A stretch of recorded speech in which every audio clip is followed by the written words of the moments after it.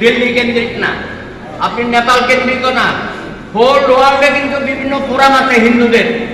আমেরিকাতে তো অবশ্যই আছে, প্রত্যেকটা স্টেটে আছে হিন্দুদের ফোরাম এবং খুবই শক্তিশালী।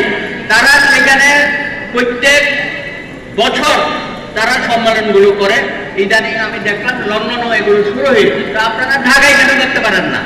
আজকে এখানে যারা সমবেত হয়েছেন, আপনাদের শক্তি সামর্থ্য নিয়ে আমার কোনো প্রশ্ন নাই, প্রস্তাবিত আপনারা ইচ্ছে করলে অনেক বড় বড় ইভেন্ট, আন্তর্জাতিক ইভেন্ট এবং জাতীয় ইভেন্ট আপনারা এখানে করার মতো আপনাদের সামর্থ্য আছে। আশা করবো আগামী দিনে এই কর্মকাণ্ডগুলো আপনারা চালিয়ে যাবেন। আর বিশেষ করে আমাদের মেয়েদের দিকে আপনাদের একটু বিশেষভাবে গুরুত্ব দিতে হবে, কারণ এই সাইডটা আমরা দেখি না। মহিলা পরিষদ আছে, সেটা তারা নিয়ে করে সবাইকে নিয়ে, শুধু হিন্দুদের নিয়ে সামাজিকভাবে কোনো কর্মকাণ্ড হচ্ছে না। আমাদের ঐক্য পরিষদের নারী ঐক্য পরিষদ আছে, মহিলা ঐক্য পরিষদ, তারা আমাদের রাজনৈতিক অধিকার আদায়ের জন্য কাজ করছে। কিন্তু আমাদের যে নিত্য নৈতিক সমস্যা, আমাদের সংসারের সমস্যা, আমাদের মেয়েদের সমস্যা, এইটা নিয়ে কিন্তু আমরা খুব কিছু ভাবছি না। আমাদের ধর্মীয়ভাবে অনেক সমস্যা আছে, আমাদের মধ্যে কুপমূল্যকতা আছে, ধর্মাত্মতা আছে। আমরা আমাদের মেয়েদের অধিকার নিয়েও আমরা তাদেরকে সামনে অগ্রসরকে দিই না। এই ব্যাপারে আমাদের অনেকের দ্বিমত আছে। মেয়েদের অধিকার অনেকেই আমাদের মধ্যে অনেকে দিতে চায় না।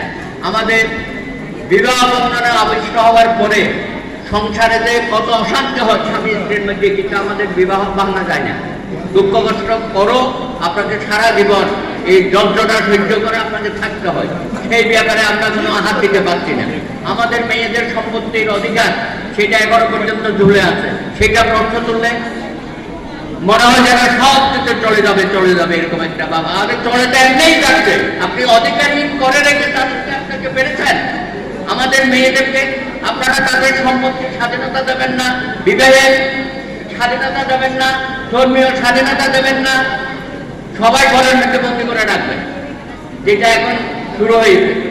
আমি মনে করি বর্তমান সময়ে আমাদের হিন্দুদের মধ্যে একটা চরম বৈষম্য চলতেছে, আমাদের নারীদের প্রতি। সেখান থেকে বের হওয়ার জন্য আমি বলবো আপনারা এসব কর্মসূচি দেন।